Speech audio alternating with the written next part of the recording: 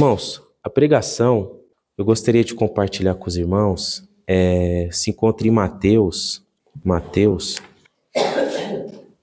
capítulo 18, do versículo 1, que vai falar sobre o maior no reino dos céus. Eu vou ler essa passagem e gostaria de comentar algo que me chamou muita atenção. O maior no reino dos céus. Naquela hora, aproximaram-se de Jesus os discípulos, perguntando: quem é porventura o maior no reino dos céus? E Jesus, chamando uma criança, colocou-a no meio deles e disse: em verdade vos digo que, se não vos converterdes e não vos tornardes como crianças, de modo algum entrareis no reino dos céus. Portanto, aquele que se humilhar como esta criança, esse é o maior no reino dos céus. E quem receber uma criança tal como esta, em meu nome, a mim recebe. Chamou muita atenção que os discípulos foram até Jesus e fizeram essa pergunta. O maior no reino dos céus, eu acredito que não tem ninguém maior do que Deus, o Pai, o Filho e o Espírito Santo. Mas tem os anjos, vai ter os verdadeiros adoradores. Quem foi fiel, sim, vai permanecer com o Senhor para todo sempre. Mas em uma hierarquia do mundo sempre tem cargos. Se a gente for pensar no mundo, há cargos para muitas funções. E quando olhamos aqui nessa passagem, quando os discípulos perguntam isso para o Senhor, e se fosse para o mundo escolher quem seria maior no reino dos céus? Talvez ali eles poderiam pensar: aqui tem muitos doutores, aqui tem muitos escribas, fariseus, doutores da lei. Então acredito que os doutores da lei poderiam ser o maior no reino dos céus. Mas o Senhor escolhe quem? Uma criança sem diploma, talvez uma criança que nem falava, porque em Marcos capítulo 9, versículo 33 ao 37, eu vou ler, que o Senhor pega ali nos seus braços. Eu penso que seja até uma criança que ainda não fala ainda, e mostra para todos os discípulos e para nós também, né, a dependência de uma criança com seus pais. Um filho, uma criança, ela confia plenamente no seu pai e na sua mãe. Ela não vai questionar o que vai comer, o que vai vestir. Pouco para ela faz ela se alegrar. Se ela conhecer uma criança agora, passando pouquíssimo tempo, daqui a pouco ela já faz amizade, interage, né? Parece que conhece há anos aquela criança. Então, e uma criança ela é humilde, uma criança ela não tem maldade, uma criança sabe perdoar, sabe dividir. Então é interessante quando o Senhor coloca uma criança no meio de tantos, né, talvez ali de tantos homens, para demonstrar que o reino dos céus é das crianças, por causa da sua pureza. E nós também devemos ter um coração que nem uma criança, por mais que conhecemos a maldade. Versículo 3, e disse: em verdade vos digo que se não vos converterstes e não vos tornardes como crianças, de modo algum entrarei no reino dos céus. A conversão nada mais é do que uma mudança de vida. É uma mudança de vida. E quem nos converte é Cristo, e também eu acredito que a pessoa também correndo atrás, se esforçando também. É o Espírito Santo que vai tocando, vai mudando, a pessoa vai mudando. Então é muito interessante essa passagem. Tão pequenininha, mas ensina tanta coisa. Talvez não precisa nem abrir a boca e está ensinando como é pura, como não se importa com o vestir, não se importa se usa uma roupa de marca, não se importa se vai comer um alimento caro, mas confia em seus pais. Nós também devemos confiar em Deus, plenamente, apesar das circunstâncias. Mateus 19, capítulo 19, o versículo 13 até o 15, o Senhor deixa bem claro: trouxeram-lhe então algumas crianças para que lhe pusesse as mãos e orasse, mas os discípulos o repreendiam. Jesus, porém, disse: deixai os pequeninos, não embaraceis de vir a mim, porque dos tais é o reino dos céus. E tendo-lhes imposto as mãos, retirou-se dali. Então estava ensinando os próprios discípulos: deixa eles vir até mim, porque eles são puros, o reino de Deus são deles. Se uma criança ela partir, ela vai morar com Cristo. Ela vai para a glória eterna. Porque elas são puras, elas não conhecem o pecado. Então não impeçam elas de vir até a mim. E Marcos, capítulo 9, um pouco mais à frente. Nossa.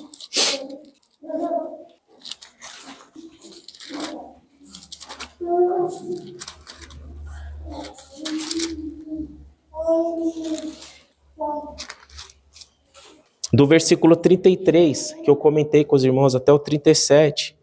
Tendo eles partido para Cafarnaum, estando ele em casa, interrogou os discípulos: de que é que discorreis pelo caminho? Ou o que vocês discutiam pelo caminho? Mas eles guardaram silêncio, porque pelo caminho haviam discutido entre si sobre quem era o maior. E ele, assentando-se, chamou os 12 e lhes disse: se alguém quer ser o primeiro, seja o último e servo de todos.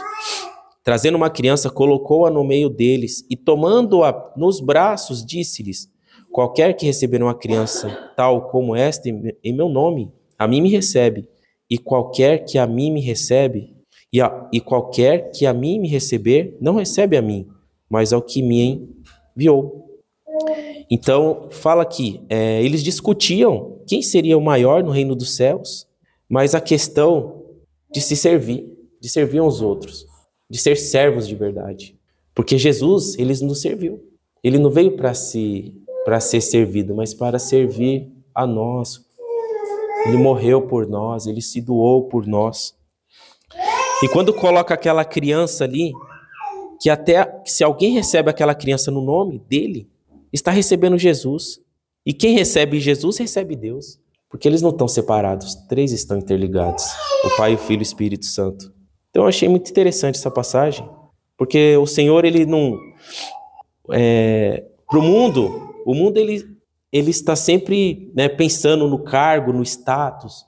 Qual cargo eu vou alcançar, meus status. Mas Jesus aqui, ele coloca o menor. Para muitos ali olhavam para uma criança como menor, ou podia olhar até como inferior, porque uma criança... O que a criança ensina? Ela não tem diploma, ela não...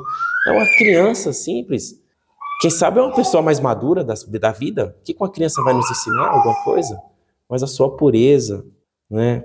A sua ingenuidade também. O Senhor nos ensina muito através de uma criança. Mas algo me chamou a atenção nessa questão de cargos, nessa questão de grandeza. Se encontra em Mateus, capítulo 20. Para uma mãe, por mais que o filho cresça, talvez aquele filho seja sempre uma criança, um pequenino na presença dela. E para uma mãe, assim como um pai, sempre vai lutar pelos seus filhos. E se puder lutar para colocar ele numa posição maior, eu acredito que a mãe vai fazer isso, assim como o pai. E em Mateus capítulo 20, versículo 20, até o versículo 23, eu vou falar sobre uma mãe, a mãe de Tiago e João. Ela faz um pedido para o Senhor Jesus. Então eu vou ler essa passagem, irmãos, compartilhar. Então se chegou a ele a mulher de Zebedeu com seus filhos e, adorando, pediu-lhes um favor. Perguntou ele: que queres? Ela respondeu: manda que no teu reino estes meus 2 filhos se assentem, um à tua direita e outro à tua esquerda. Mas Jesus respondeu: não sabeis o que pedes? Podeis vós beber o cálice que eu estou para beber? Responderam-lhe: podemos. Então lhes disse: bebereis o meu cálice, mas o assentar à minha direita e à minha esquerda não me compete concedê-lo, e porém para aqueles a quem está preparado por meu Pai. Qual a mãe que não vai lutar pelo seu filho? E acredito que a mãe de Tiago e João via algo diferente neles. Não é à toa que ela vai lá até Jesus, ela se prostra, ela adora e pede um favor. Mas acredito que ela pensava também, pelo que eu entendo nessa passagem, que o Senhor ia constituir um reino aqui na terra. E não é esse reino físico, mas é o reino espiritual. Na questão de, eu peço um favor que meu filho possa um assentar na tua direita, outro na tua esquerda. Uma questão de status. Ou até mesmo uma questão de conselheiro, né? Muitas das vezes é assim, não é? Quando o presidente tem alguém ali do lado dele como forma de conselheiro, mas o Senhor não precisa de nenhum conselheiro. Nenhum conselheiro. Mas o Senhor fala: não sabe o que pedes. Por acaso pode, né? Vocês vão beber do meu cálice? Porque o Senhor ia morrer na cruz. Ia ser muito O sacrifício dele era pesado demais. Eles responderam, podemos. Porque eles iam passar por sofrimentos também.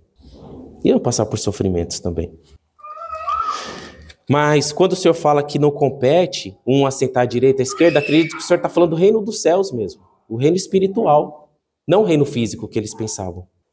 De um assentar de um lado ou de outro. Isso compete a Deus. Tiago, vou ler uma passagem aqui que fala que ele foi morto a fio de espada. Eles sofreram perseguições. Em Atos capítulo 12, versículo do 1 ao 3. Atos capítulo 12, versículo do 1 ao 3. Por aquele tempo mandou rei Herodes prender alguns da igreja para o maltratar, fazendo passar a fio de espada Tiago, irmão de João. Vendo ser isto agradável aos judeus, prosseguiu prendendo também a Pedro. E eram os dias dos pães asmos. Então ele bebeu de um cálice difícil, né? De a própria vida. Não igual ao Senhor, numa cruz. Mas sofreram perseguições e foi morto a fio de espada. Então é interessante, irmãos, a passagem que o Senhor não está preocupado com cargos, com quem vai ser maior, né? Claro que o Senhor fala, se você quer ser o maior, você tem que ser o menor, você tem que servir. Mas não só o cargo é interessante para o Senhor, mas sim fazer a sua vontade. Eu já estou encerrando, irmãos. E Lucas, capítulo 14.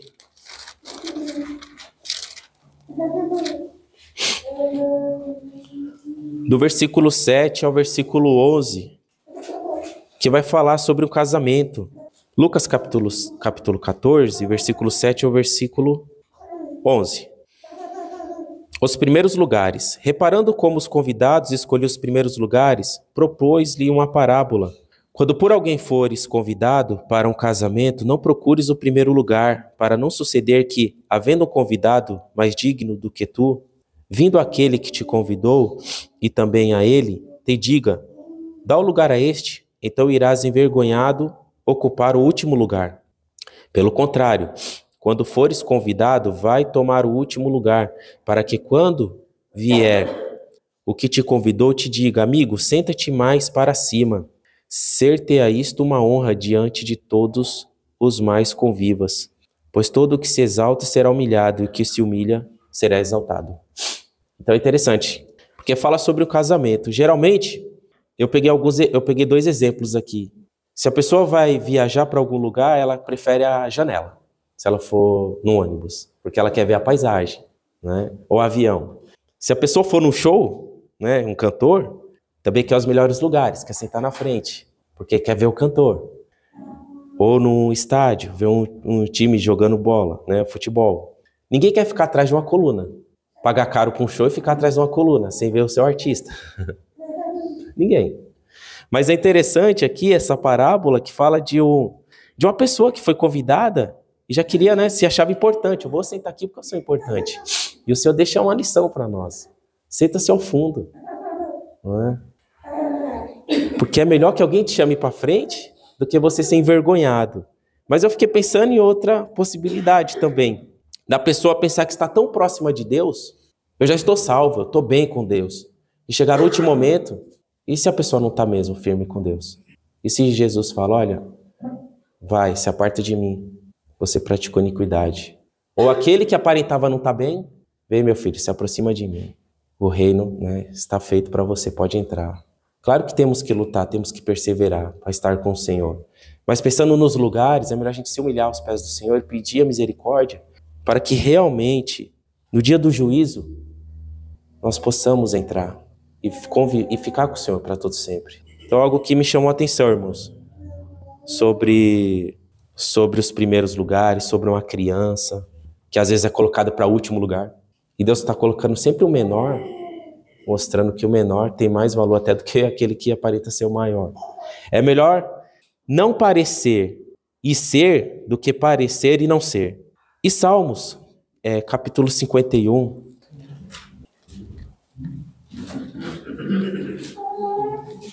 Salmos capítulo 51.